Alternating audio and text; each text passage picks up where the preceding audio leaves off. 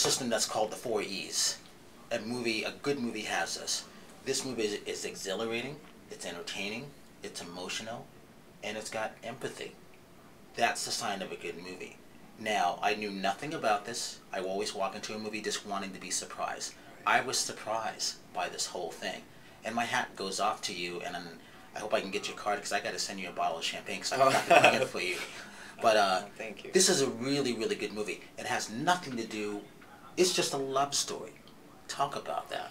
Yeah, I think that was one of the very important things to me and the director, Linda Bloodworth-Thomason, is that we didn't want to make a film and, you know, talk about like the politics of it all, you know, because everyone's heard all those arguments before. Like, she just really wanted to tell our love story, and I'm just so grateful that she did, because it's connecting with people in such a powerful way.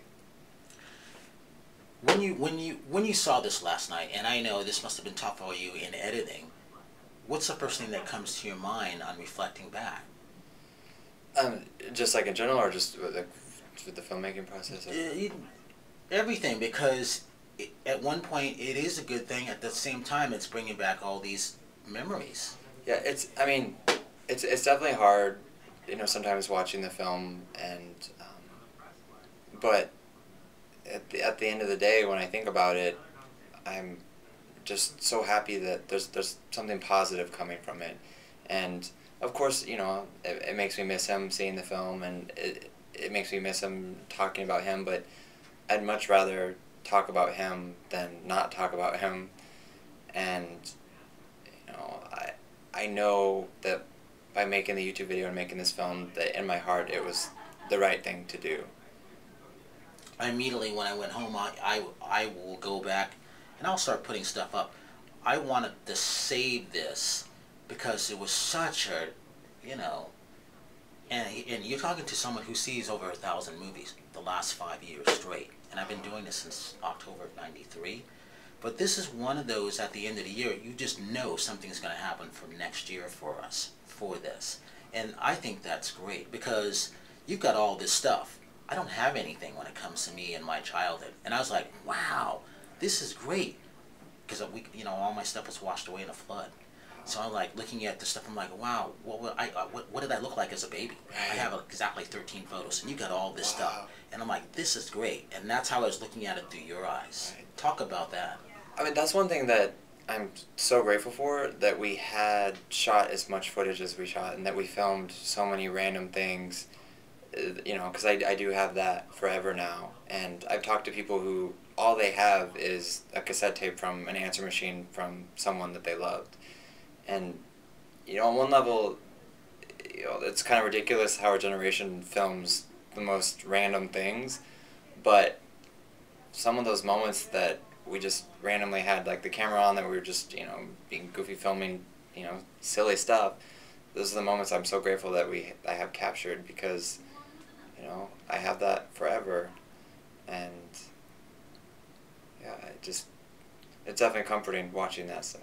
How tough was this how did you know what to put into editing and keep your emotions aside? Because were you thinking of the audience at the same time, or how did that go? Well, basically, I mean, the director, Linda, she asked me to give her all the footage and photos, like everything that I had. So I gave her everything, and it was important for me to let her see everything, because I felt like to tell the story, you know, authentically, she needed it all. And so for me, I just really went into it trusting her to tell the story. And there's a lot of footage, even just that I shot from high school, that, you know, it's kind of embarrassing, that it was a very awkward, difficult time for me, that you wouldn't maybe necessarily want people to see that side of you, but, you know, I felt like it was important for her to have that. And so she is brilliant in so many ways, and somehow she managed to organize all of this footage and weed through it and tell the story. So that's an accomplishment right there. I've traveled by myself a lot. I've been to 43 states and 23 countries. And the only states that I went to with my family was 4 states by myself. So I was imagining what I was doing when you guys are traveling. Talk about your adventures outside the U.S. Really important. Yeah. Well, you know, growing up, my parents were divorced, so we never really went on vacations. We went to Arizona, was one of the biggest vacations ever growing up, which, I mean, it was exciting to see my grandparents down there, but it's not like going to Hawaii or other places that you dream of visiting. So for me, meeting Tom and being able to travel the world together was something that I always dreamed of. And when I dreamed of traveling, I didn't dream of doing it alone. And so to have him there and to have someone to experience all these different cultures, and it was just something that I'm so grateful that we did. I mean, we went to a lot of places in a short period of time, which I never imagined that I would have been able to travel as much as we did, and at our age. And we wanted to visit all the wonders of the world, and I went to the Taj Mahal, which was the place that we wanted to visit next. And so the next place I think we wanted to go to was the Great Wall of China. So I plan on going there at some point. Talk about Kickstarter. How important is that? The thing that kind of just blows my mind through all of this is just the power of social media. How just posting the YouTube video was shared by so many people on Facebook and Twitter, and then for us to launch the Kickstarter campaign and to have so many people support it there, and just to spread it the way that it did, and becoming the most funded film project on the history of Kickstarter, it was amazing. And I think for this film in particular, it would have been really hard to find anyone to help us make it as far as providing funding. And it's so special because really this film wouldn't have been possible without all these people. And so in a way, I believe that although this is my story, and maybe this is my film and it's Linda's film, that really it's not. It's the people's film, because we all made it together. And I hope that when everyone that helped make the film sees it, I hope that they're proud of it like we are. You were funny last night on stage. I mean, you're just being you. I'm sure you're probably just low key, but still just animated. How much was it for you when your friends were there for you? Because friendship comes in, it's very important in those time of need when those things coming up, because I'm one that helps out a lot of my friends, right. So I can identify what you were going through, what your friends were going through. I've been through those things. Right. Not fun. What was that like for you? That's the thing that's been so amazing. I have such an incredible group of friends and family that support me.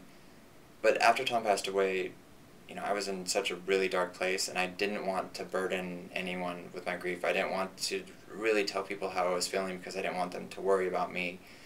And yet they still would reach out to me to make sure that I was okay. And it just, like last night when we were at the premiere, just knowing that my friends are there and my mom was there, it just made me feel really loved and grateful. And to get up though in front of 1,000 people, it's scary. And everyone is clapping for you. It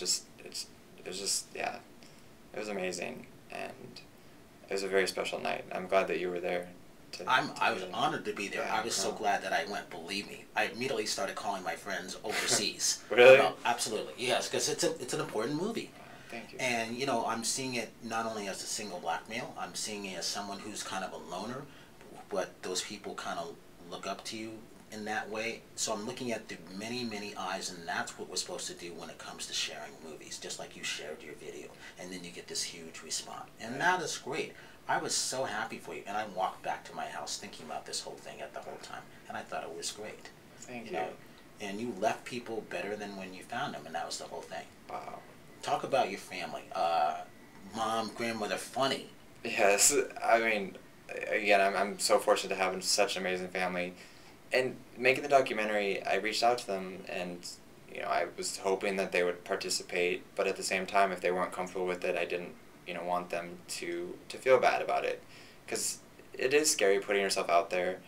And to have them all participate, and to have my grandma and my great grandma do an interview, it meant so much to me. And 2 minutes. And yeah, Grandma Pat, my 90-year-old grandma, she's such a character, and I think that's one thing that surprises people when they go to see the film. They know that maybe it's a sad story, but there's actually a lot of humor in the film, and that's one thing that Linda did so well, is just to kind of break it up so people can kind of have a little breather here and there, so it's just not so heavy. So I think overall the film's more balanced than people anticipate. Last question. What would you say to get the audience to come see this movie?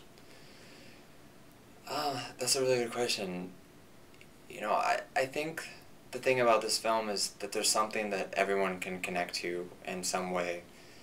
And I'd like to think that if you see this film, that you walk away hopefully feeling inspired and hopefully, you know, telling your loved ones that you love them, and just, you know, try to not take it all for granted and just try to live in the moment.